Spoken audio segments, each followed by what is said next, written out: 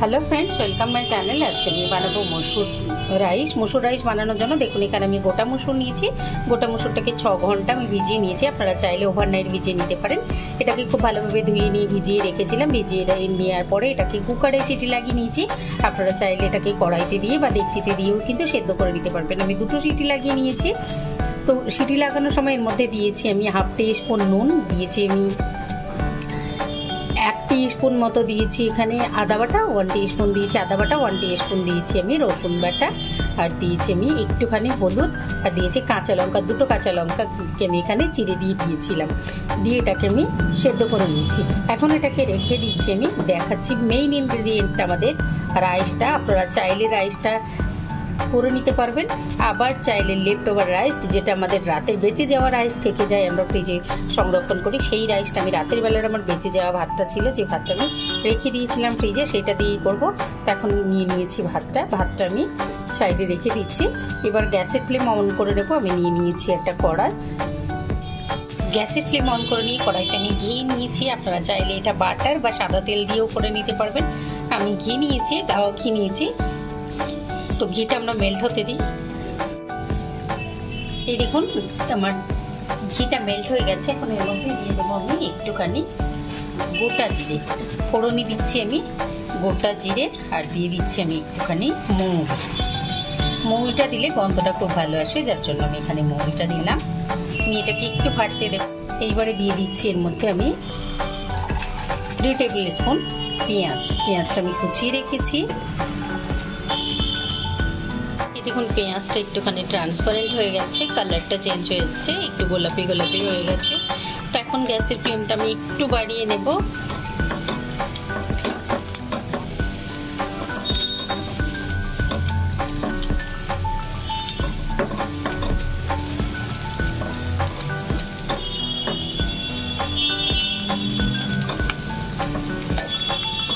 গ্যাসের ফ্লেমটা বাড়িয়ে নিয়ে আমি এর মধ্যে দিয়ে দিচ্ছি চিলি ফ্লেক্স আর কাঁচা লঙ্কা কুচানো।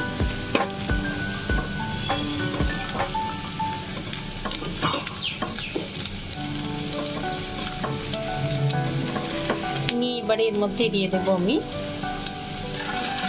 সেদ্ধ করা মসুরটা।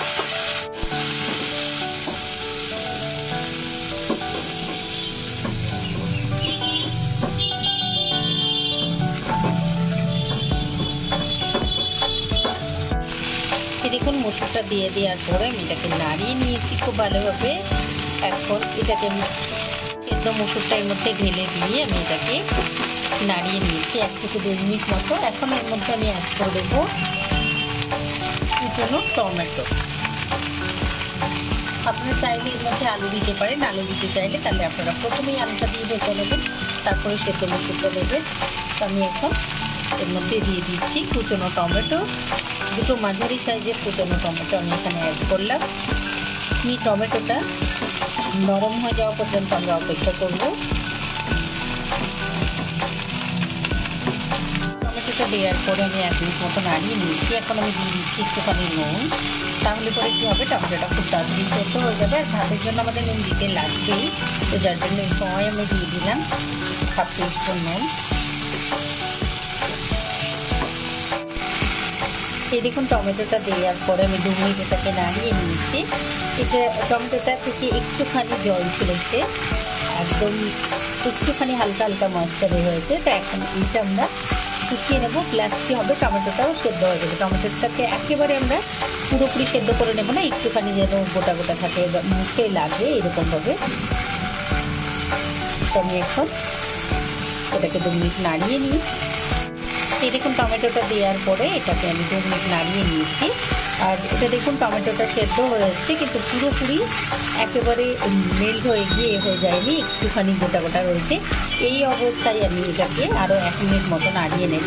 তো নাড়িয়ে নেওয়ার সময় এর মধ্যে এখন আমি একটা মশলা অ্যাড করবো, সবজি মশলা অ্যাড করবো। আপনারা চাইলে এখানে জিরে ধনে অ্যাড করতে পারেন, ম্যাগি মশলা অ্যাড করতে পারেন। তো আমি অ্যাড করে দিচ্ছি আমার সবজি মশলাটা, হোমমেড সবজি মশলাটা আমি অ্যাড করবো এখানে। এই দেখুন আমার হোমমেড সবজি মশলাটা এখানে আমি 1 टीस्पून ऐड করে দিয়েছি। নিয়ে এটাকে আরও আমি 1-1.5 মিনিট মতো নাড়িয়ে নেব।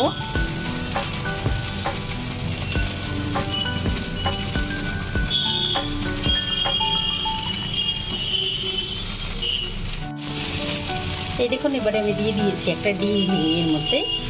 আপনারা চাইলে ডিমটা আলাদাভাবে কিন্তু ভেজে নিয়েও এর মধ্যে অ্যাড করতে পারেন। আমি এই সময় অ্যাড করে দিলাম, তাহলে কি হবে আমাদের খুব তাড়াতাড়ি হয়ে যাবে। আলাদাভাবে অ্যাড করলে নিশ্চয়ই টেস্টটা বেশি হবে, তো আপনারা চাইলে আলাদাভাবে ডিমটা ভেজে নিয়েও অ্যাড করতে পারেন।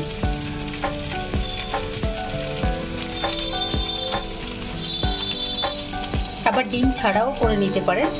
এখন আমি এর মধ্যে অ্যাড করে দিচ্ছি রাইসটা। এখন রাইসটা দিয়ে দিয়েছি, এখন আমি এটাকে মিলিয়ে নেব খুব ভালোভাবে।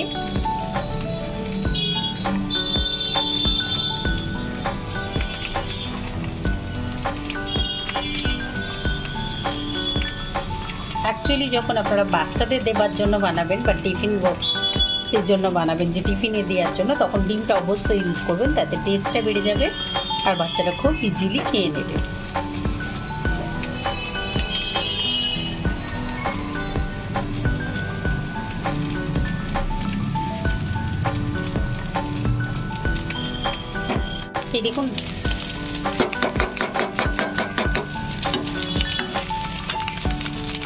এই দেখুন রাইসটা আমাদের অলমোস্ট রেডি হয়ে গেছে। তো এখন আমি একটুখানি দিয়ে দিয়েছি বিট নুন ছড়িয়ে এর মধ্যে।